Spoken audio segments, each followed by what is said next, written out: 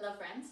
So, in our last coffee and questions, we talked a bit about knee pain, and I was explaining that a lot of your knee pain can potentially come from not activating maybe your legs properly, and then of course like your low back pain, the core, and all that kind of stuff.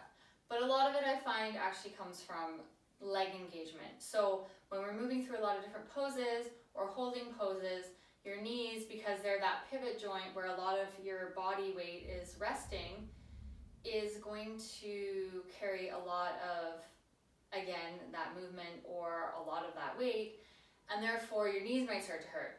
So I wanted us to talk a little bit about engaging our legs in different practices. So first thing first is, as I always say, breathing is the secret and the key to yoga. So first of all, we want to make sure we have our breathing down. But while we are doing our breathing, we're also going to grab a block and we're going to work a little bit on our leg engagement. So I think the best way for us to do that, to make sure that we have the right alignment in our body and also to get the feeling of what that engagement feels like in our legs, is to use a block and just to place it, and you can place it lengthwise between those thighs. So now you have to hold that block in place, and the second you have to hold that block in place, notice you start to engage your core, your low abdomen maybe a little bit more, and you start to engage your legs. You take it away and just stand here. Notice my legs, super attractive, I know, but I just want you to get the understanding. So my legs are really slack, right? I'm gonna call this laziness in our pose. I know that doesn't sound very nice, but that's how I think of it, and it's the best way for me to remember to engage certain parts. So notice we're kind of hanging out in our legs and in our stomach. The second I put that block there and have to hold that block, I start to engage my legs and I start to engage my core. I also have that better alignment of hip width, right? We've talked before about hip width only being your two fists put together, not sometimes what we think of hip width as standing like this. So the second we do this, we also have an appropriate and way better alignment of our legs under our hips. And then that's really the whole body alignment is a little bit better. From this point, we can also really start to engage through our feet, right? We can feel that whole leg activated. And as we engage through those feet and those legs, that belly button starts to come to spine, and it almost lifts us a little bit more out of those hips. We can think about lifting that heart high, and then all of a sudden we have this really strong, really lifted, really aligned, powerful, right? Do you feel a little more powerful when your legs are engaged and when you have that stance, that really grounded stance? So we feel a little bit more powerful. Maybe we feel a little bit brighter. We feel a little bit lighter. And we can just breathe here.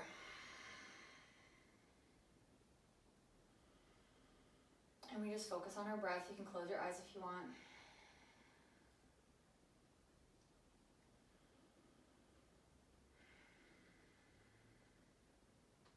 And we're going to keep this block in place as we move through a little bit of our roll down. So inhale those arms up, palms to touch overhead. Exhale, those hands come through heart center. Let's tuck that chin to chest and start to roll down. And again, you'll notice I still have to hold that block in place, so my legs are still active. So notice how that feels in the rest of your body as well. Big breath into your flat back. Exhale to fold. Inhale yourself all the way up. Notice again that engagement. And think about how you normally feel when you do that. Do you feel any sort of back pain? Do you feel any sort of pain in your pelvis and your hips or anything like that? Let's remove the block for one. Also, I want you to keep in mind, you're always welcome to keep your feet here. I know a lot of times we do tend to put our toes together with a little spread in our heels and our knees. And as women especially, when we bend, we tend to have those knees come in. So that, again, with the alignment perspective of the block, is really helpful. So you can have your legs here if you want, or again, you're welcome to keep them at hip width, whatever feels best in your own body. If you're here, take that breath in. Exhale, hands to heart center, folding all the way down. Inhale to that flat back. Exhale to fold. And big breath in all the way up. Now just take a minute and notice how that felt in your body, if it felt a little bit different. Did you feel a little bit more engagement, less engagement, more or less awareness about engaging legs, core, and all that kind of stuff? And then let's bring it back. Big breath in, palms to touch. Exhale through heart center and all the way down. Inhale to that flat back. Exhale to fold. Inhale all the way up. And again, just notice how you felt. You don't need to correct anything. You don't need to change anything. I just want you to have that awareness of your legs. Big breath in, arms overhead. Again, with that engagement, let's sink into our chair. So again, I would like you to notice here, just what that engagement to your legs does. If you take that block away, are your legs still engaged, or do you start to feel that knee joint more? Do you start to feel that bit above your knee more? When you put that back, now again, you have to hold this block in place so your legs are engaged, your core is engaged. Just notice, just that awareness, that's all we want to start with. Big breath in. Exhale, come to stand. Move that block, shake it off. We're just talking about awareness right now. We don't need to change anything. We don't need to fix anything. I just want you to be aware of these things in your body. Let's place that block back, because I like where we are, right? I like this feeling of engagement. And again, notice when you're trying to hold that block in place, that power and strength that creates in this area. So again, let's take that big breath in, down into our chair. Arms in whatever variation you want them to be in. Notice the core engagement when those legs are engaged. Maybe notice how that protects that low back and takes any sort of pain that you might normally feel here away. How it kind of takes any pressure out of your knee joints, because now your legs are doing all the work. You're not just focusing on the weight and pressure in that joint. Big breath in and out. Stand and shake it off. You can set that block to the side. Let's come to the top of our mat. Take that big breath in. Try and think about that engagement, moving with your breath. Exhale to fold. Inhale to that flat back. Exhale, fold. Fingertips to the mat. We're going to bring that right leg out behind us into our lunge. And again, think about that activation, that same feeling of you trying to squeeze the block.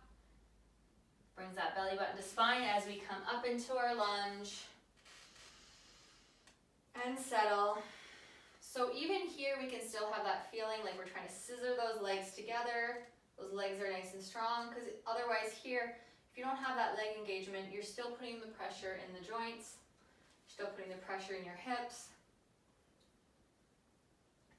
Inhale, let's lengthen and straighten. So we really want to engage those legs, that core here. Exhale, we're going to bend back in. Arms come down.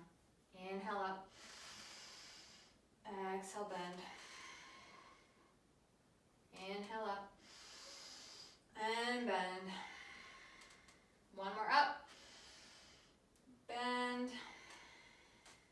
Inhale, lengthen. Hands to hips. Back foot meets the front. Shake it off. Now I want you to think back to another time we've done that, and again, just notice the difference that engagement creates in any of these poses. Big breath in, palms overhead to touch. Exhale, fold yourself all the way down. That belly button to spine, that engagement still as you roll down. Notice if you normally, because I do, feel pain anywhere in that pelvic area. Inhale to that flat back. Exhale, fold. Left foot comes out behind you into your lunge. Just notice if with that engagement, these movements feel a little bit lighter and freer. If you feel a little less pain. Of course, if you feel pain in these movements, you don't have to do them. Big breath in and out. Engage those legs. Inhale yourself up. Settle. Inhale to straighten. Exhale, bend. Inhale, straighten. And bend. Move with your breath. Focus on nothing but breathing. Lengthen and bend. Inhale, one more big stretch. And bend. Inhale, lengthen. Hands to hips. Exhale, belly button to spine, back foot meets the front. However it needs to get there, and shake it off. Roll out those shoulders. Whatever movements you need. One more. Bring those legs a little bit wider.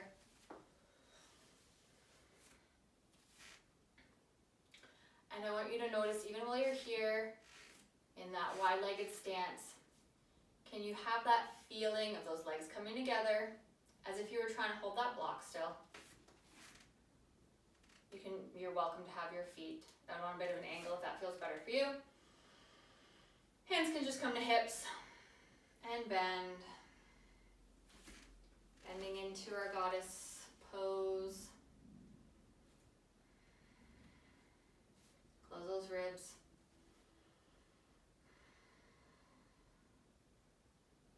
Again, nice strong legs, nice and active. So I also want you to notice as we're activating these legs, right, inner thighs are really working. Quads, hamstrings are really working.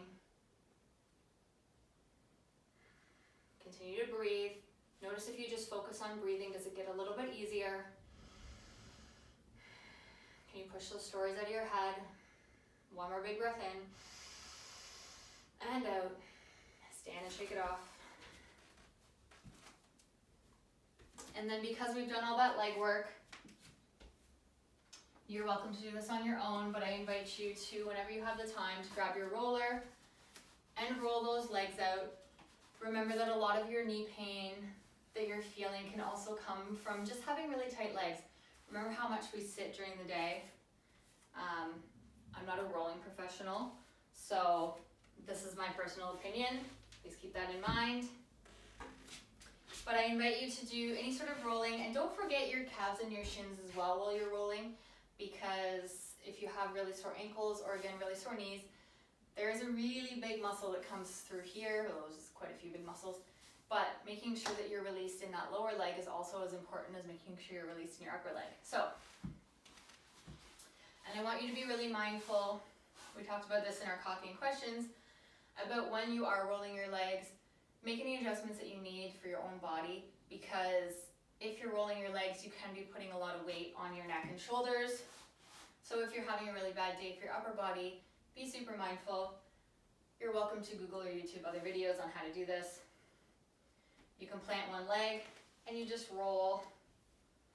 We're gonna go through this a little bit quickly just so I can kind of show you my favorite things. Going back and forth, side to side. Typically you could roll for 30 seconds, you could do it for a minute, and you can even just do it for this long. If this is all the time that you have, you're welcome to save this video, come back to this spot. But again, notice what it's doing on my shoulders and neck, so do be mindful of that. You do need a little bit of core engagement here. Personal preference, I like to take my roller to a chair and do this, but for ease of showing you, I like to roll my shins out too, so you can come down onto your forearms. Remember, protect those shoulders.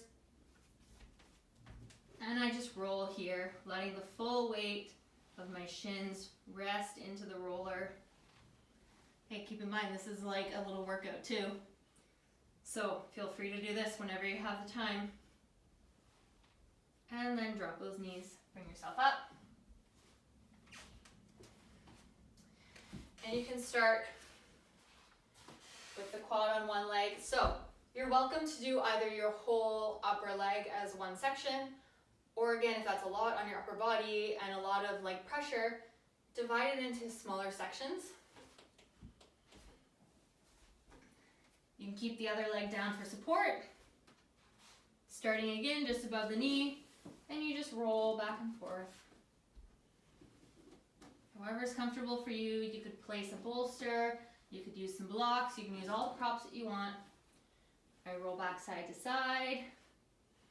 And again, because we talked about that inner thigh engagement, make sure that you also roll the inner thigh. I know this all looks super awkward, and to be honest, it's kind of weird, but it's all very important. Switching sides when you're ready. Again, we are going quite fast here. You can take more time. I just wanted to introduce you to the idea.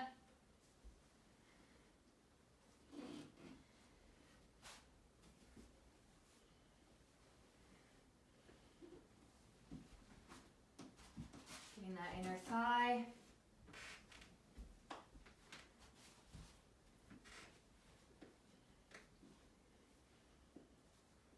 And know that as long as you're protecting the rest of your body, rolling is actually extremely safe. And it is okay for pretty much anyone to do. Of course, consult your practitioners. Don't forget your IT band on the outside of your leg. One of our little forgotten parts. Yes, this one will probably hurt a lot. It's probably very tight on most of us. So again, be gentle with yourself.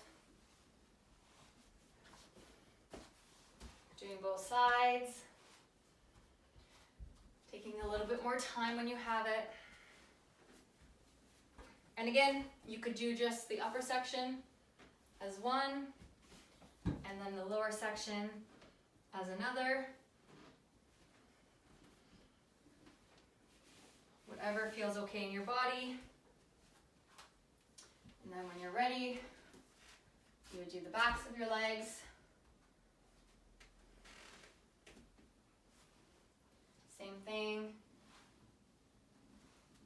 Going side to side, playing with the weight.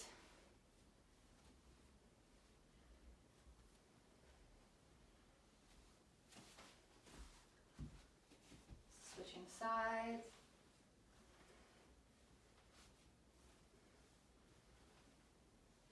And also, if it feels okay for you, you can bring those hips to sit up on the roller. Figure 4 with your legs. Whatever knee you have bent, you want to kind of place the weight a little bit more onto that hip.